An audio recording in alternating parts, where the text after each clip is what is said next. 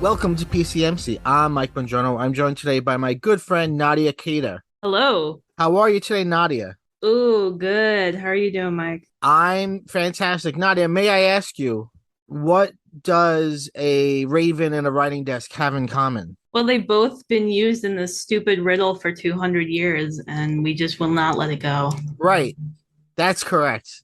Today we are talking about the 1988 film Alice. This is a Czech film. Its Czech title is, and I don't know how to pronounce this correctly, something like Niko Alensky, which, according to Wikipedia, loosely translates into something from Alice. Okay. Oh, So this movie was directed by Jan Svankmajer, who is he was I guess he's an animator, but he's a stop motion animator. He did a lot of things with claymation. You may have seen stuff he's done online and before. This is, I think, his only or his first feature-length film, and it's based on Lewis Carroll's Alice in Wonderland. But it does its own things in very interesting ways. So yeah, it's not in English, it's in Czech. It stars Christina Kohotva as Alice. She's also the only one who speaks. She narrates it as well as plays Alice. So this, if people do know this movie, it's often referred to as like the taxidermy Alice in Wonderland, because it uses taxidermied animals in the stop motion as the animals from the story.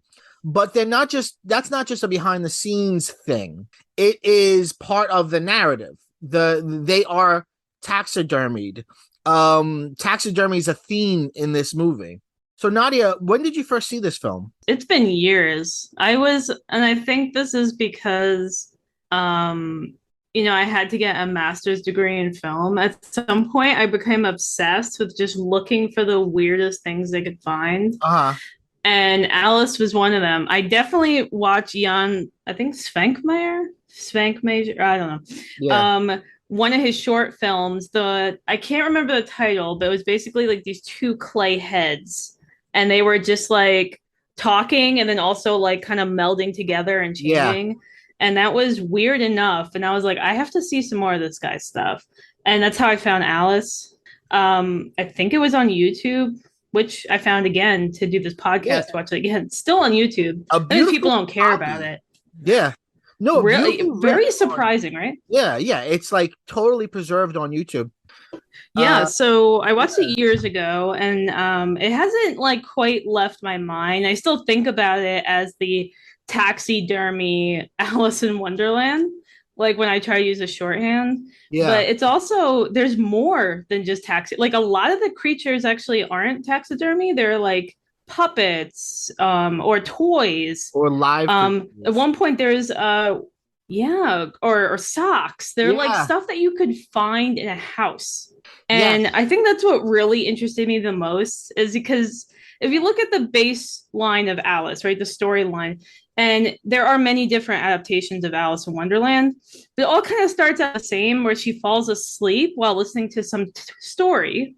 Yeah. And then she's transported into quote unquote Wonderland. And in this case, it's like Wonderland isn't so much a totally different world, but it's like her own world in a making, where things are coming to life that she's exposed to. So I guess the long story short, it's been a few years, but that's found on YouTube. Well, you started to get into it. Like, the way I think of this is, this movie reminds me in a sort of melancholy way of like when you're a little kid and you're kind of bored in your house. And you're kind of imagining things and fantasizing things, but you're still like just laying on the carpet. That's kind of what it reminds me of, because it's all inside. Even though some scenes take place outside, it's still really inside. It's all about within her domestic world. She goes from room to room to room, but it's all the same room with its kind of dirty, old, fashioned walls and wood floor and tiny little wooden desk. And it's very tactile in a way. Like, this movie is all about wood and rocks and silver and tacks and hammers and tools and writing desks. It's all very like workshoppy in a way. I guess the best way to do it is to actually just kind of like go through it. Like, I kind of wrote kind of beat for beat what happens, because there's really no other way to go through it. Honestly, it's a mostly silent film. It does have narration of the little girl telling the story, and whenever she speaks, we actually see an extreme close-up of her mouth, which sort of implies to us that she's not narrating from the scene. She's narrating from another place, like narrating from the future, or she's telling it as a story. Mm-hmm. And all the voices are hers. So even when something else speaks, it's her voice coming out of their mouths. It begins with it's outside. We see a beautiful stream. Alice is she's a little ragamuffin. She's a little dirty girl. She's like she wants to run and jump and get in trouble and stuff. We see her sort of, I guess, on a river or by a lake with her you don't know who, an adult. We don't see the adult's head. And the adult is reading a book, and Alice is just sort of sitting there. And as the credits begin, she starts narrating to the audience. She speaks between each title card of like the director and the writers.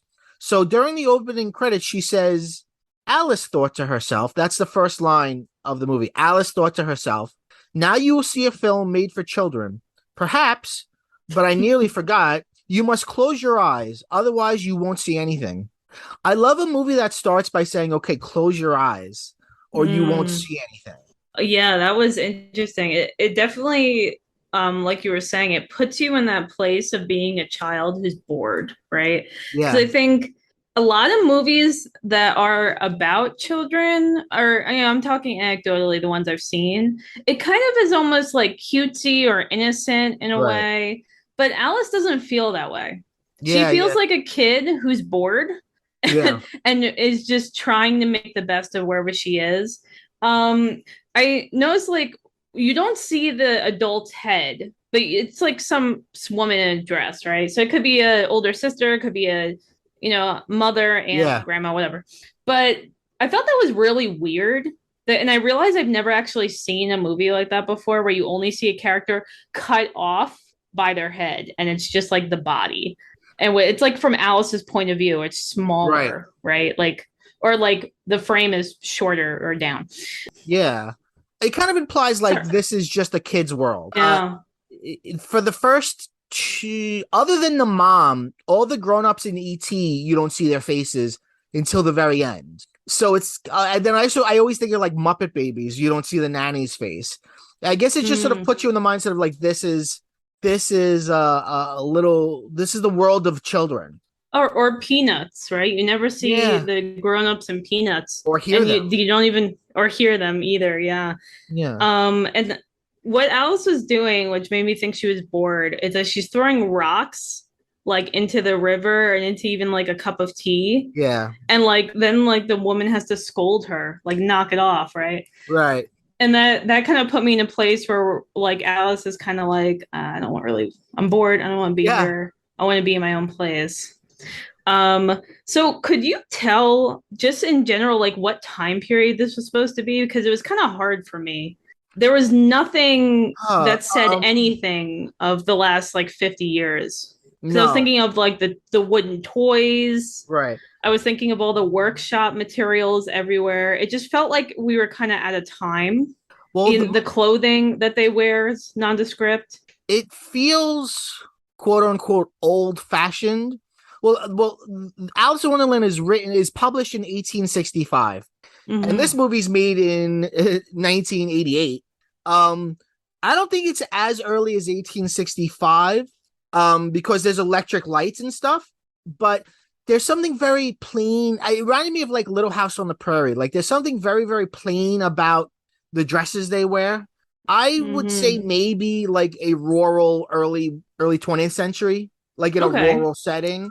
Yeah. Because there's I mean, definitely, yeah.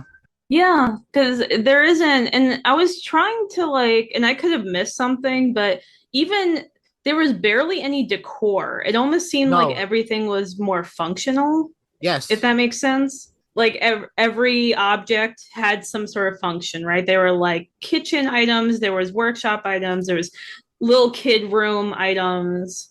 Yeah. And like she goes through different rooms of, it's essentially a house.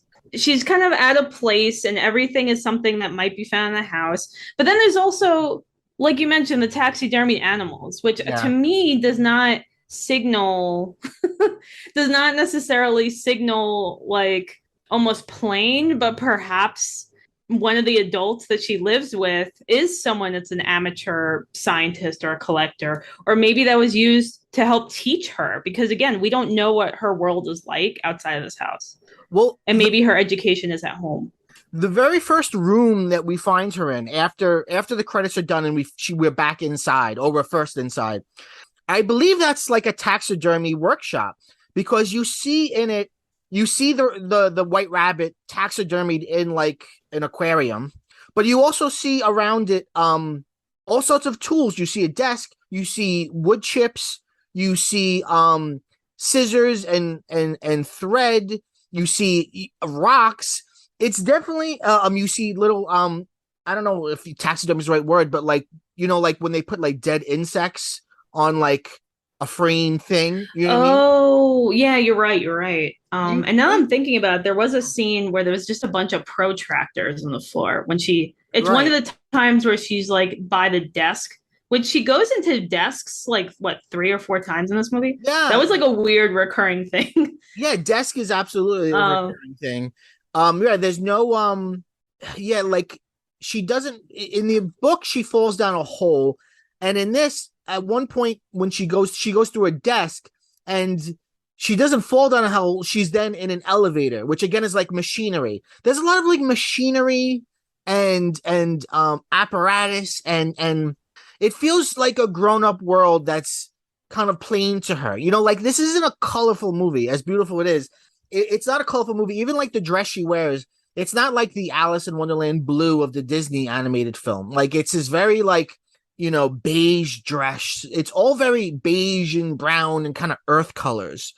yeah, I would say like industrial, right? It's like everything's Yeah. kind of industrial in a way, even Yeah. though the house itself also seems, and from where she is by the river at the beginning, it's like she's removed from something that's urban. Yeah. But yeah, now that you mention it, yeah, it's definitely like whatever one of the adults is a taxidermy specialist, amateurs, Right. they're doing taxidermy. Right. And the one that we get the closest view of is the rabbit. Right. Yeah, which I saw as like, I think one of my favorite parts is when the rabbit pulls himself out of the taxidermy exhibit, Right. and you see the little like screws in his feet, like when he was Takes screwed them out. down. Right.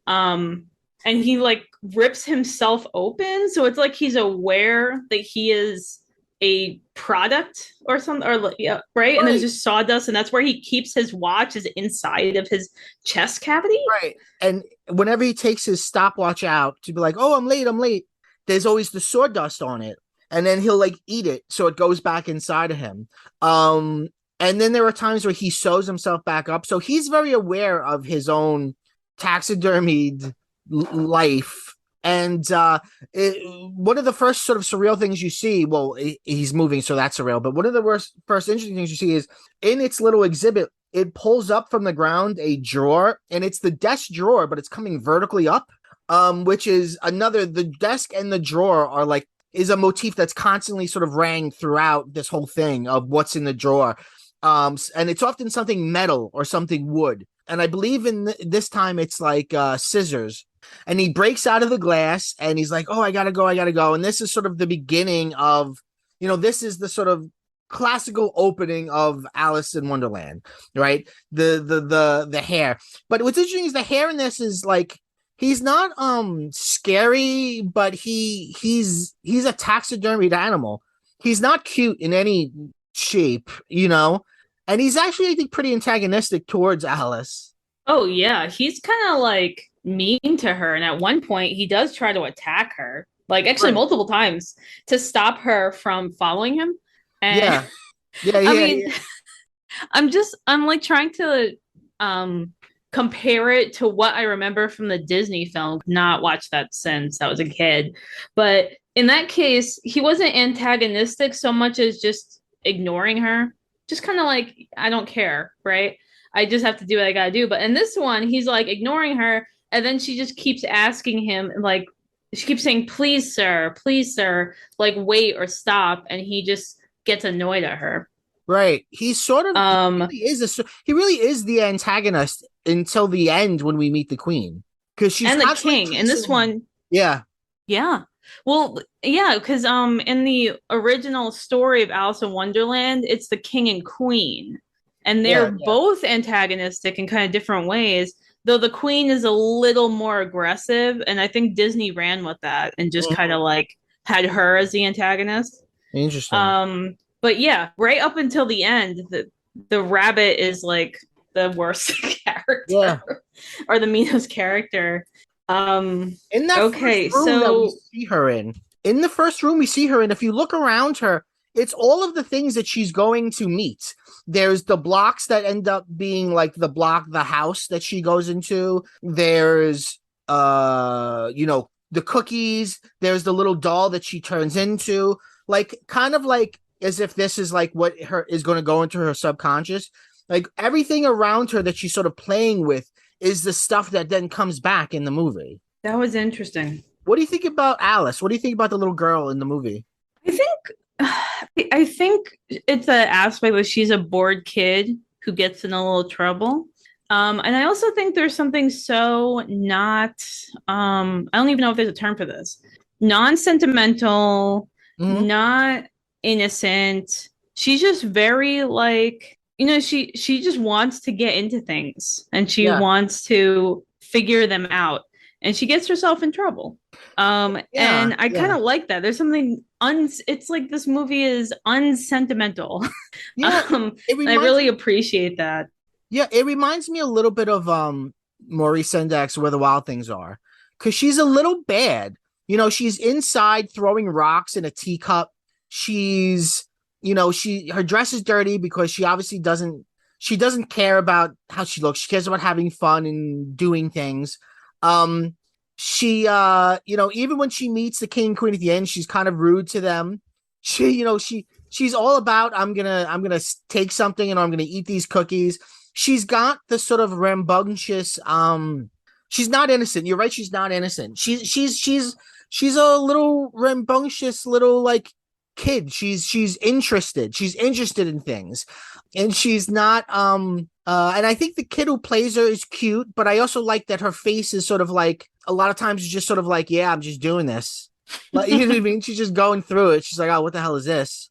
Right. Yeah. There's something like so not family friendly about this movie. Like there's no, the usual, there's no violence or cursing or nudity of any kind, but it's, which usually those are the indicators of when something's not a family friendly movie. There's nothing really depressing or tragic, but there's something about it. It's also not family friendly. It's like a reminder that children can be bad, and it's not, and they don't get punished. She doesn't get punished for any of this. I mean, she gets herself in situations, but it's and she's not rewarded either. It's just kind of like the snippet into her little psyche, right, for an afternoon.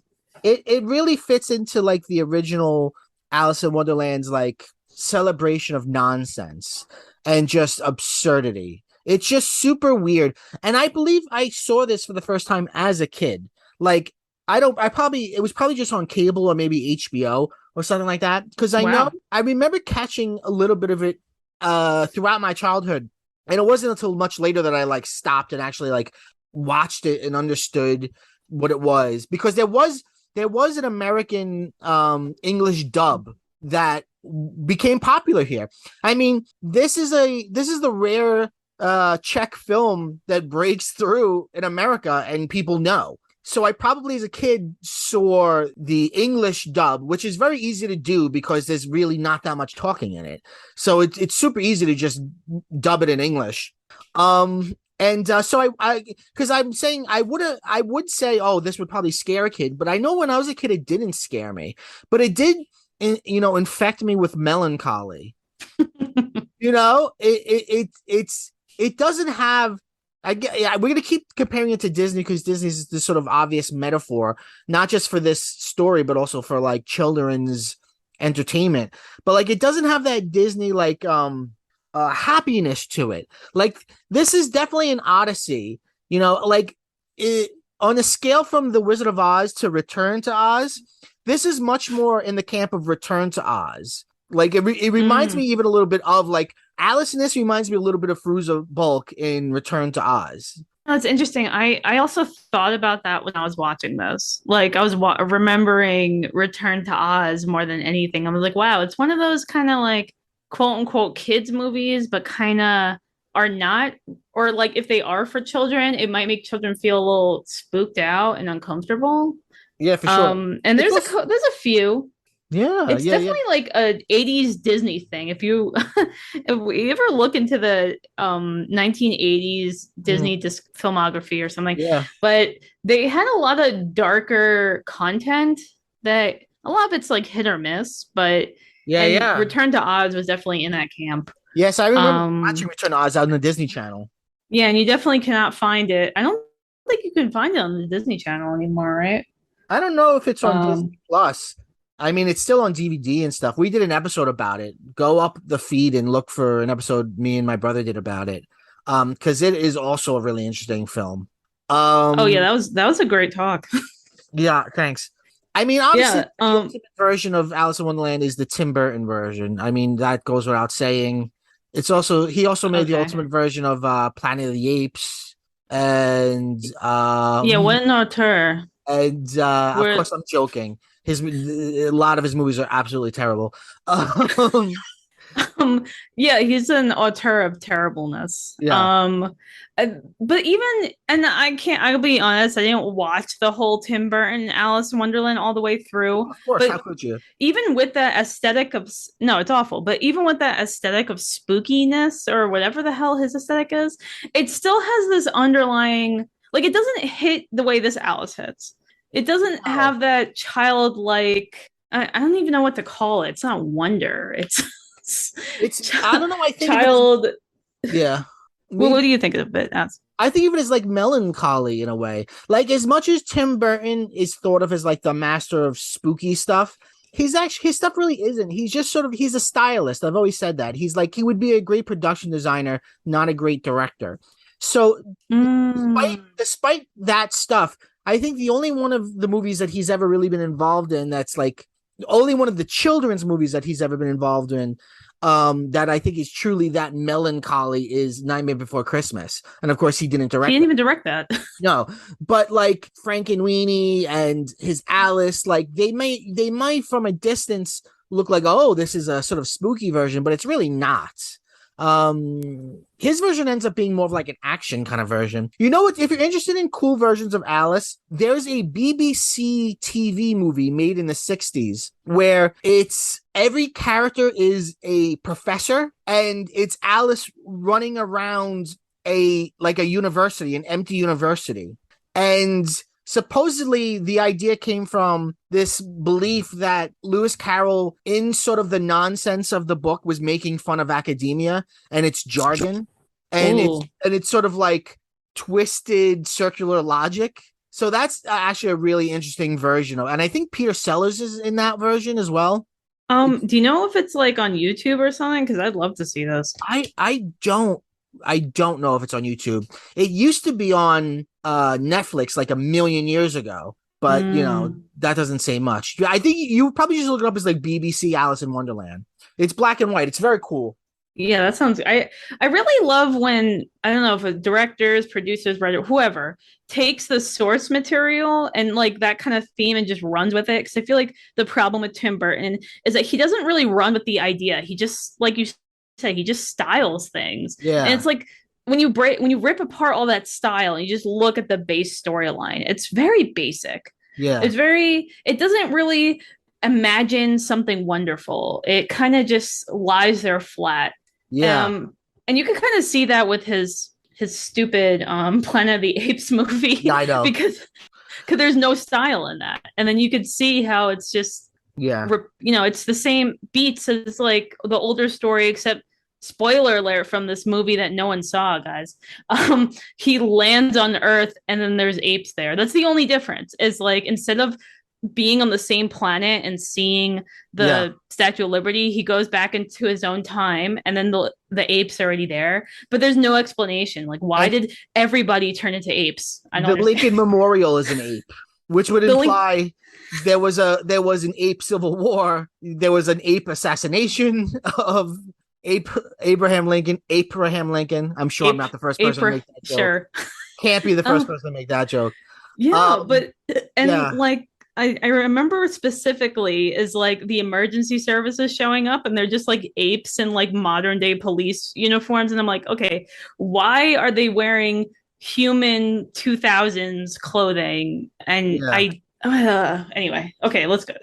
I, I can't with this stupid movie. Something that occurred to me when I was watching this was taxidermy is kind of a perfect metaphor for animation because it's taking something that's dead and making it alive, right? But it's not alive, it's just the illusion of alive.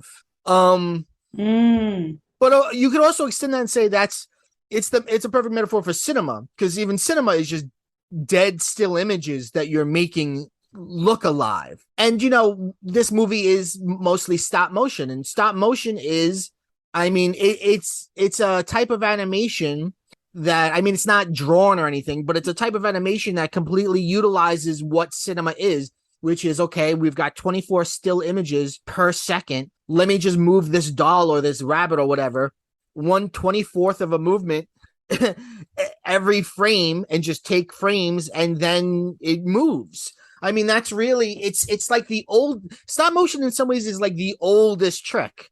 But it's also like the most sort of basic understanding of how cinema works. Mm. And this filmmaker is so good at it because even in scenes where things aren't moving, you could tell he was a stop motion filmmaker because a lot of the compositions remind me of like still life paintings because there's a lot of stuff, right? Rocks and books and dolls and thread and scissors. And he's so good at like these just extreme close-ups of like perfectly composed things. And everything has to be perfectly composed with stop motion. Everything has to be perfectly locked down and not moving because you're going to manipulate it and move it. Oh yeah. Yeah, I mean, I did want to give a shout out to Jan Sven. I mean, he probably knows this. He's never going to listen to this, but just the dexterity of like how the animals moved Yeah. was amazing. It was nothing felt stilted, nothing like in a Right. way. There were times I almost forgot it was stop motion because of just the Yeah. fluid movement. Even with the Yeah. Alice puppet, when Alice turns into a puppet version of her or a doll version of herself, like there was her little fingers trying to claw Yeah. up the desk to get the magic, ink drink to turn big again. Yeah. And just seeing them move was just so incredible. Yeah. Yeah. And of course, you can get it. It's just really masterful. He blends it together very Like, well. yeah, I can't even imagine how long it took to do this. Oh my God. Movie. Yeah. Like I Uh, just was watching a video. Guillermo del Toro has a new Pinocchio coming out and on Netflix, and it's stop motion. But and it looks incredible, but they showed behind the scenes and all the stop motion dolls have like a metal green like thing holding it up. So you move it for every frame, but the green thing is there so you can digitally remove it. So digital removal makes it so much easier. But this filmmaker did not have digital technology, digital removal. He had to, in the frame, make it work without saying, okay, I'll take something out, which is just makes it so much harder. I mean, it really just makes it more impressive, right? Like just how he had it. Or I think about, and we're jumping all over the place, but I'm thinking when Alice was in the pantry and she Yeah. was seeing stuff move around, and there was that big hunk of meat that was kind of just crawling around and like Yeah. slithering over things. Yeah. That Gross. was so gross, but so Yeah. cool. The pantry scene is It definitely was the like grossest. absolutely. Can I also just Yeah. a shout out to Alice jumping into the desk as like a full like a 4 foot tall child and how Yeah. seamless that looked. Like Right. she just it's a small desk with just one simple drawer and like nothing underneath it, and she jumps in, her little legs are hanging out, and then she just gets like kind of sucked in, Mm-hmm. and that happens like 4 times. How did they do that I think it's without again a digital? simple trick. Because I think what you have is the desk that she goes into has no bottom. So when they're really doing it on set, she goes in, but then she just goes out through the bottom. But they've got it matted off, and then they just replace it with a shot of the desk by itself. So you see the air underneath it. You see nothing underneath it. But in reality, she's just going through the desk. Okay, so it's Super like simple. a almost like a Georges Méliès thing then, right? Like Yes, exactly. It's all like tricks and toys and gimmicks. It's all like it's all just like having fun with cinema. Yeah, it's in a certain way it is fun. So you know what? So I want to go through her little odyssey. Believe me, it's not gonna be tedious, audience, because it's really just it's just these steps. It's very simple. So she meets the rabbit. The rabbit runs away from her. We see the wooden floor of the room. The rabbit's running on the floor, but then it turns into rocks, and then he's outside. And there's a lot of that in this movie. A lot of simple, like you were just saying about Méliès, like simple fucking with movie logic. Like all you have to do is make the floor change, and now cut to outside, and you transitioned it. Now you're outside, even though outside is really inside. He goes into the drawer. Now there's a recurring motif that I wonder what it means, and I want to know what your thought is. okay. Her opening the drawer, every time she tries to open the drawer, she rips the knob off. It happens every single time. And I'm wondering, is it mean something? Is it just a reoccurring joke? It literally happens constantly. Yeah, every time she has to go through the drawer to get to the next step or wherever she is. Honestly, I just thought of it. I was like, well, that's weird. It's happening again and again and again. The only thing I could possibly think of, and this is stretching, is that as a kid, she's not careful, and she's Yeah, just well, I think of it like just in little kid terms. You tell a kid, be yeah, yeah, yeah, pet the dog carefully, hold this carefully, and they don't have that grasp yet. Or if yeah. Alice is an older child, doesn't care, Right. Or, which or kind of yeah, seems yeah, which kind of fits into her like personality that we get in this movie yeah, is yeah, that yeah, she just does whatever she wants all the time. It's kind yeah. of fantastic. I'm just thinking off the top of my head, but like maybe like another way to read it is like this is like grown up stuff, and she just doesn't know what she's doing. Just this is like she gets into the desk, and it's this liminal space. It's like as if the desk is this long world, and she's crawling, and underneath her protractors and pencils, as if it's all like desk world. And then she ends up in like kind of a cave. She sees like a pail. She sees the rabbit there eating sawdust, refilling itself. The rabbit's an asshole. She falls ass backwards through a pail and into like she's in an elevator. And this is like when she's falling down the hole in the book, because she sees these shelves full of things. In the book, I read a little bit of the book over this week to prepare. In the book, she finds like marmalade and eats it. In this, she finds marmalade, but it's marmalade filled with tacks, which is so scary and weird and gross, but it really fits. There's something about this movie that's so like, oh gosh, I don't. In grad school, I was super a nerd for like cyborgian things and like HR Geiger. So part of me wants to be like it's cyborgian, but it really isn't. But it's definitely like Mechanical, perhaps? Yeah, mechanical. Yeah, for sure. For sure. Like pre-cyborg, Yeah, right? yeah, Like thinking of the Mechanical Man, or there was that, that Trick, the yeah. Mechanical Turk, which was supposed to be like the quote unquote first robot that would like write. Yes, yes. Have you heard of that? Yeah, yeah, yeah.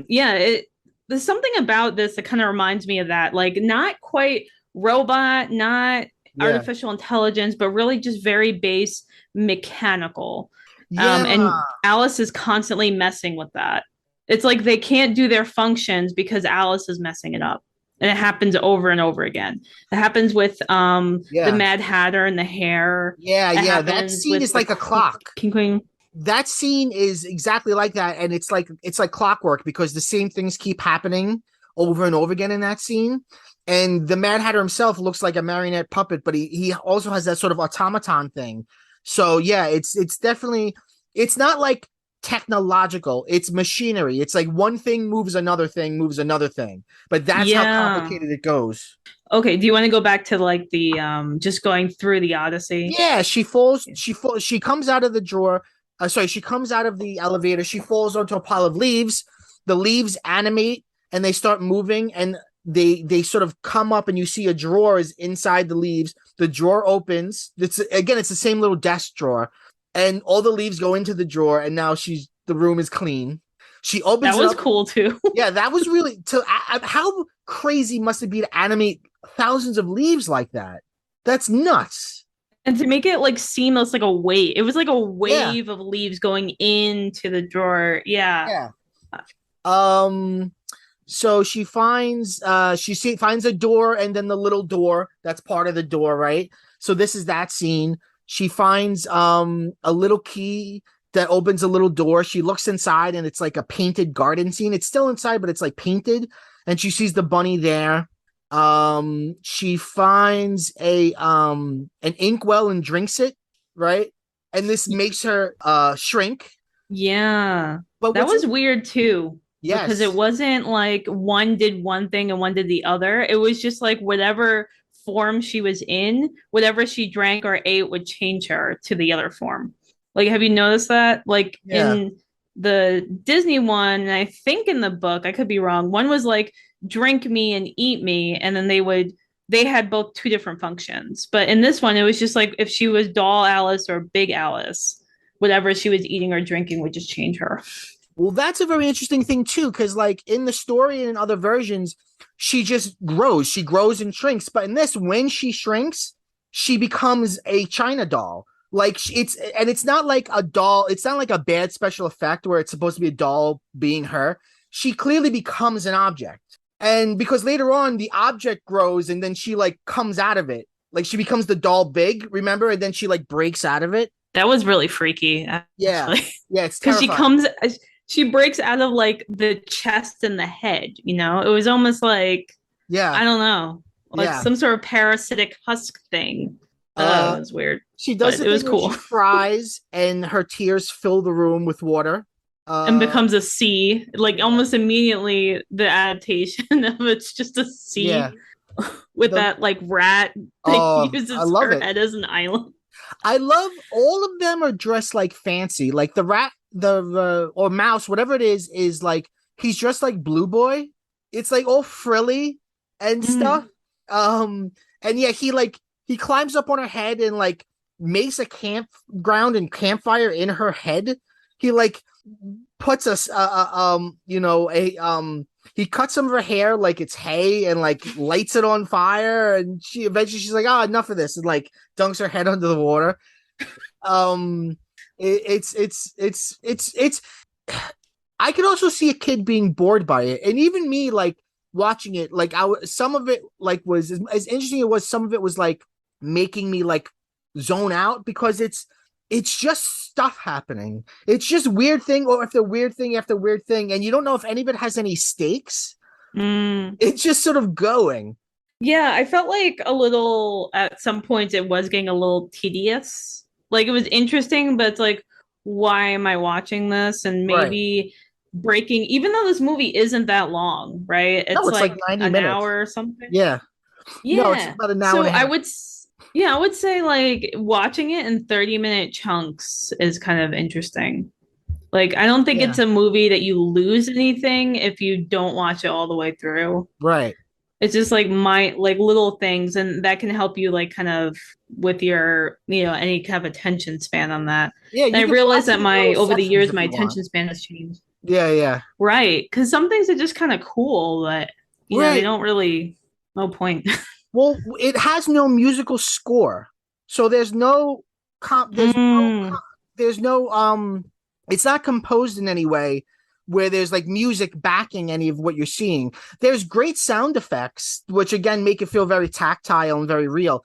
But there's no music, and there's also very little dialogue. So a lot of it is just like images moving. Oh wow. I didn't even this is so weird. I didn't even put it together that there wasn't music. And I'm like, I'm so used to being manipulated by music Right, score. right, right, right. And to not have it there tell you what to feel, right? You're kind of like, I don't know what's going on here. Is this scary? Is it not? Is she scared? Is she happy? It's all kind of just like, I mean, I hate to say it because it kind of means nothing, but it's really kind of like a dream. It's got the logic of a dream. Which again, I don't know what that means either. But like, she goes into one room, and then that leads to another room, and the room looks exactly the same. And it's like, where are these rooms?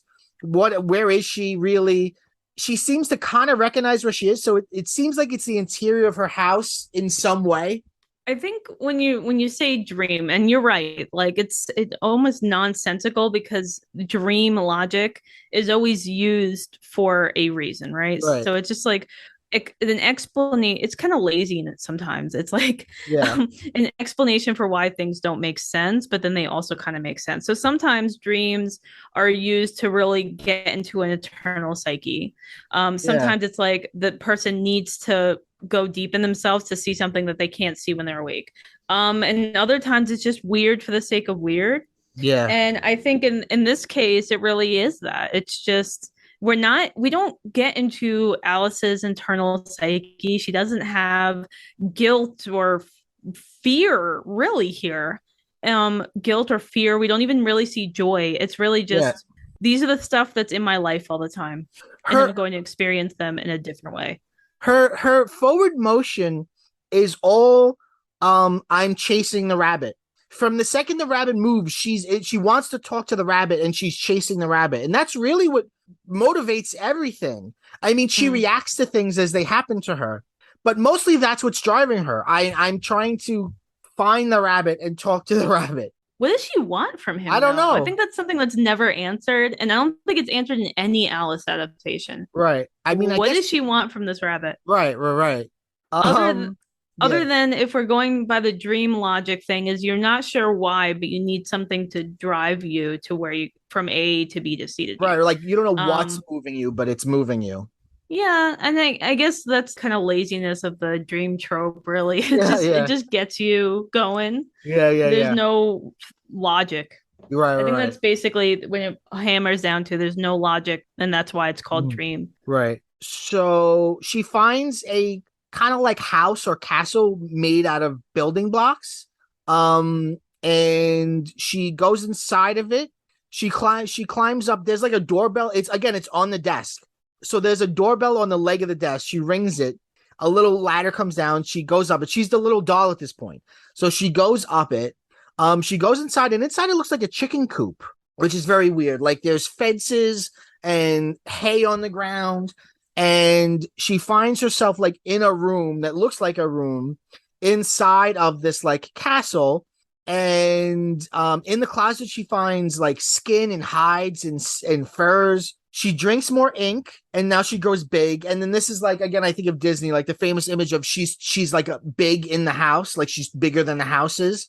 um but then it gets kind of violent, because then like the rabbit comes out with a bunch of really scary like animals that are like taxidermy bodies but skull heads, and they just start like Mm. throwing shit at her, like it's like she's under siege. And they come in like a horse and buggy, but like it's like it's like a lizard that's like a lizard body, but then like it's a lizard skull. or like there's birds where it's birds' bodies with wings and feathers, but then like a bird skull face, and they're making like horse noises, but it's a bird. It gets very like scary here. It's very, very crazy. And they're all just kind of like treating her like shit.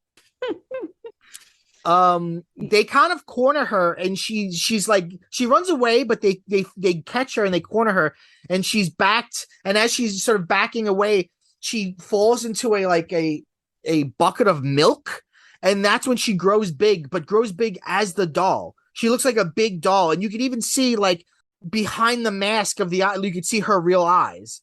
And then she falls down, and then she kind of rips it open, and she comes out of it. But she's wearing her dress, and so the doll's wearing the same dress. It's it's just super odd. It was really creepy. That was then we're in the pantry. So creepy. Then we're in the pantry, and now there's like bugs and shit. Yeah. So I'm trying to make sense of my notes. There was actually a part that's almost sweet in a weird way. It's like Alice was fighting back with the animals in that castle thing. Yeah. I think, and at one point she actually causes one of the taxidermy animals, looks like a little alligator or something, to split open, and he loses all his sawdust. Yeah. And the rabbit sews him up and is like feeding him sawdust, like spoon feeding with a funnel to get him back, which is like a moment of care that we don't see from him. And I guess maybe it's something like, you're not like us, right?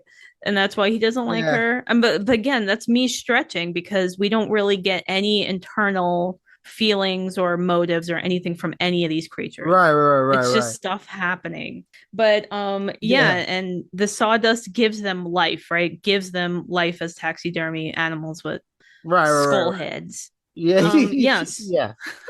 Right. So they're in the pantry. Yeah, let's get to it. There's food, but it's not. Like there's bread, but then the bread it grows nails out of it. Like not like metal nails. She opens up a can with a can opener, and roaches come out. Oh, that was gross too. Those were also stop motion roaches. Were they really? That wasn't real. Okay. Or I mean they weren't alive. Yeah. The way they moved, it was definitely very like wave-like again. And I think that has to do with Svankmajer's just need for control in that environment. It's also, I'm sure, a lot harder to herd roaches alive than dead. But that's not the first time you see stop motion roaches. I think of those old like silent films. There's a couple that have like roaches doing weird shit. Or Joe's Apartment. Joe's Apartment from the 90s. It's an MTV movie about a guy who like lives with roaches. It's very weird. It's disgusting. I hate that movie. Yeah. It actually triggered me back to a childhood memory I have, where I opened up a can of peanuts and there were ants all over it. It was filled with ants, but like they were crawling on the peanuts. And it's because we were on vacation and we had peanuts, and I guess I opened it and put it down on the floor or the grass, and I didn't realize that ants were going to go in it. So I opened it to like get peanuts, and then there's ants.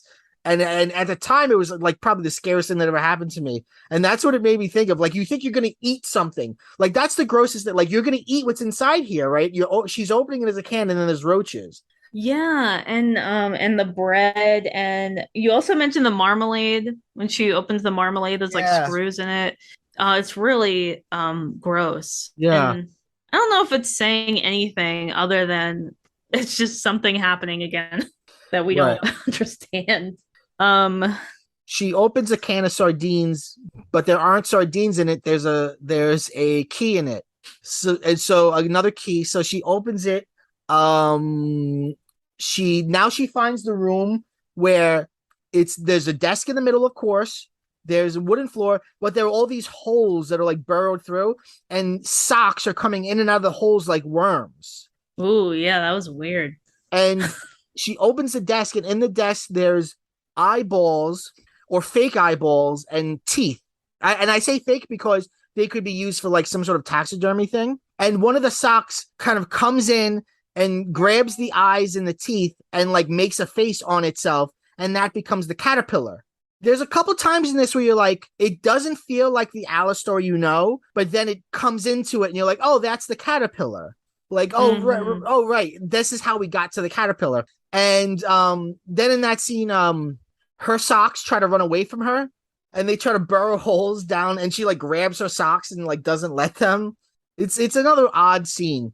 And she also like blows into them and they like inflate like they're full of air and they're just and that happened a couple of times, which was very strange. Yeah, To get them to stop to go away, I guess. I don't even know what the point of that was, other than look at this thing I can do. yeah, Um, yeah, and they're all just like crawling around like snakes or worms or something, and it's very it's off-putting. yeah. And the caterpillar is sitting on a mushroom, which is actually carved wood, Yeah, right? So it's a mushroom carved out of wood, and he says one part of it makes you big and one side makes you small, or something right. stupid like that.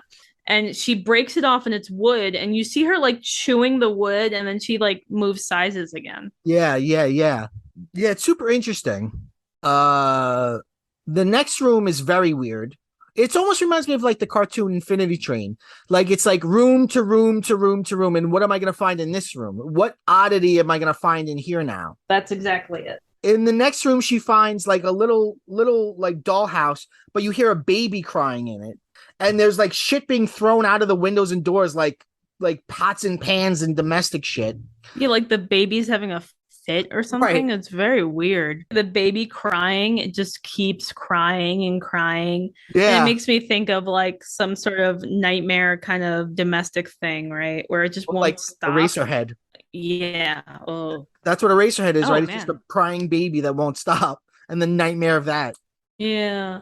Um, yeah, and that's they took that out of the story for the Disney version of Alice. And it's in this one. So it's like a baby's crying Is it in the and book? I she's don't trying and know. she finally I think yeah, it is in the book. Oh, okay. The because the baby keeps crying and then the rat I don't know if it's the rabbit or a different character though. It's just like trying to get Alice away from the house and is like throwing stuff at her. Oh no, it's a And she frog. It's a frog dressed in fancy clothing. oh my bad. Okay, yeah, sorry. Lives It in the is house, and he's wearing a powdered wig. And a fish, also dressed fancy with a powdered wig, comes into the room, and the fish gives the frog, even though Alice is there, it ignores Alice, and the fish gives the frog an invitation from the queen for Alice, but he doesn't give it to Alice, he gives it to the frog. And then the house grows a little bit, and the baby gets thrown to Alice, and the baby ends up being a live pig that runs away.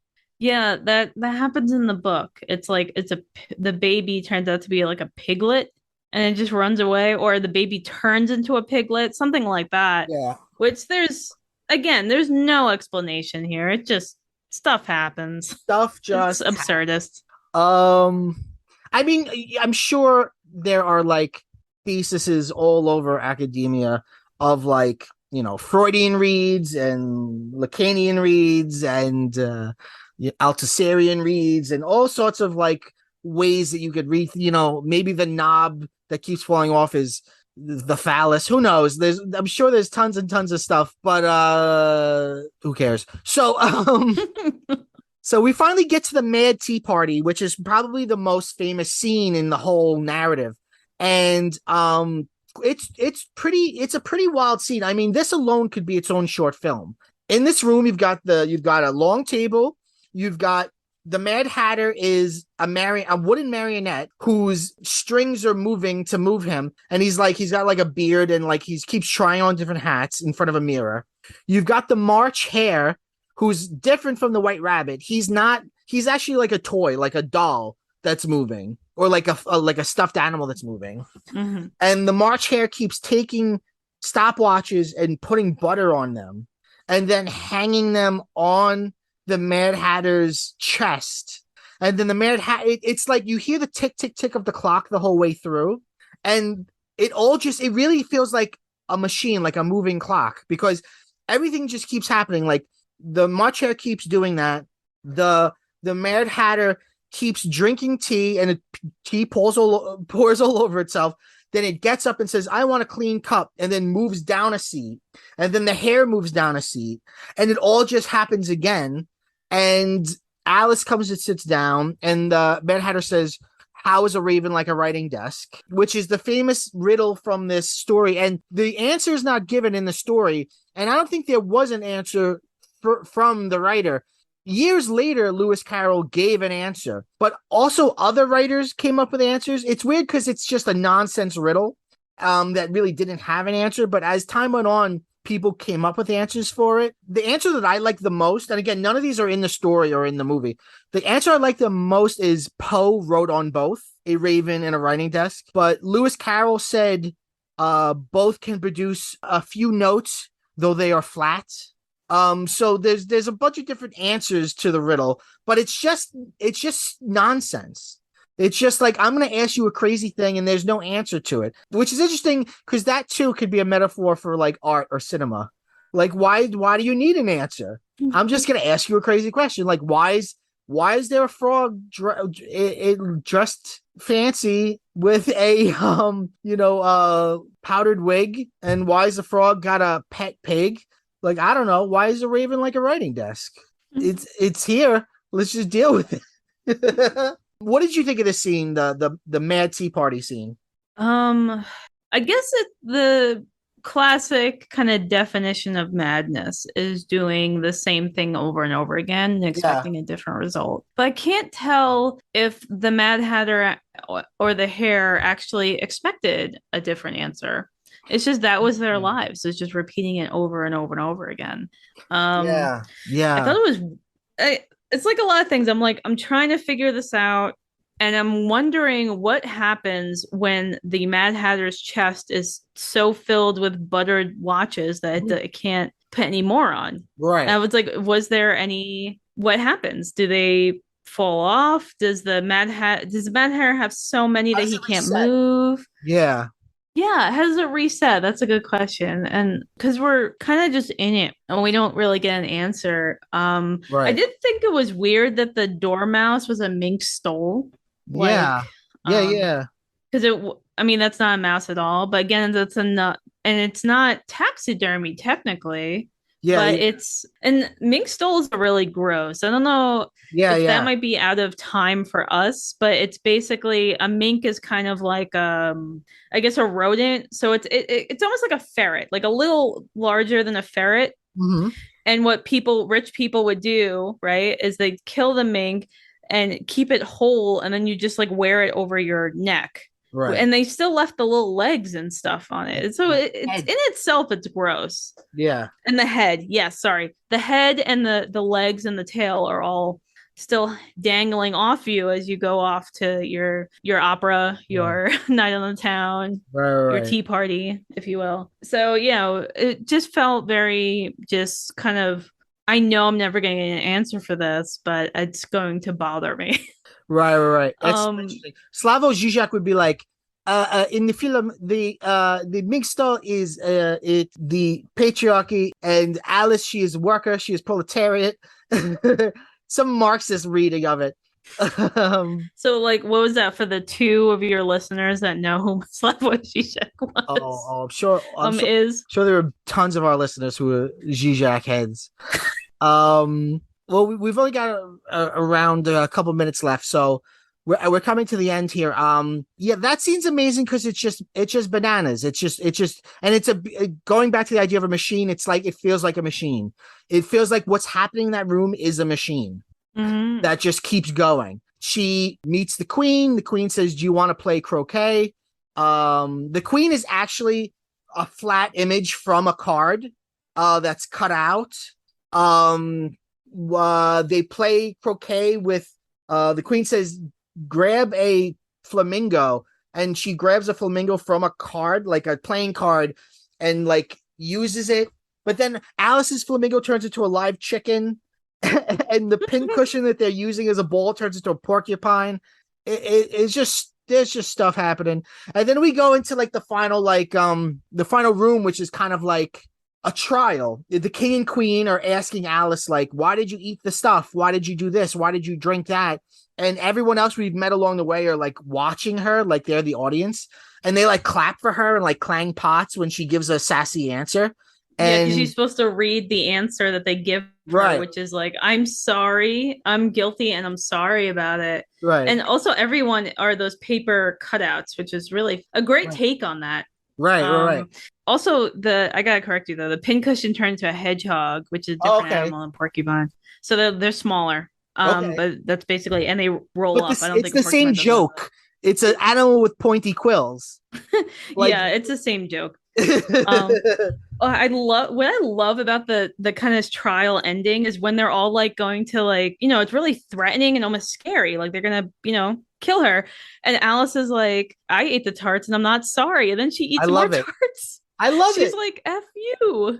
Yeah, it's I love it. fantastic. I love this Alice. She's adorable. She's sassy. She won't play by your rules. Like the White Rabbit gives her a script and says, "Read this," and she's like, "I don't believe that. I'm not sorry for anything." And she like barges in and like takes more cookies, and I love it. And then the Queen says, "Off with her head, off with her head," and she starts shaking her head no, but the camera or the composition dissolves, and as she's shaking her head becomes the March Hare's head, becomes the head of the Mad Hatter. Like her head keeps like switching with the heads of everyone she's met, and then she wakes up and she's in the room we first saw her in. Yeah, with all the stuff around. It's Right, like all the characters are toys and objects again. right. But then she looks over to where the white rabbit freed himself from the taxidermy exhibit, and he's Yeah. not there. The glass is broken, and when she pulls up the drawer, his clothes are missing. So it's Yes. like, did it happen or Yeah, do? yeah. Oh, and you see Uh, the pins in the floor. Like the pins aren't there. Like the pins have been taken out. So it's interesting because it's like a dream, but then like I mean, at least in my reading of it, it seems very obvious. Like no, it's not a dream because the fucking rabbit got up and moved, and he still moved. and he's still moving around. Still out One there. thing that we didn't talk about that I thought was weird Yeah. was at one point the hare actually takes the rabbit's like watch and puts butter on it and sticks it on. And the Yeah. rabbit takes the watch back and he doesn't lick it, but he like wipes the butter off. But it's like all those times he was licking the Yes. sawdust. He doesn't want something real.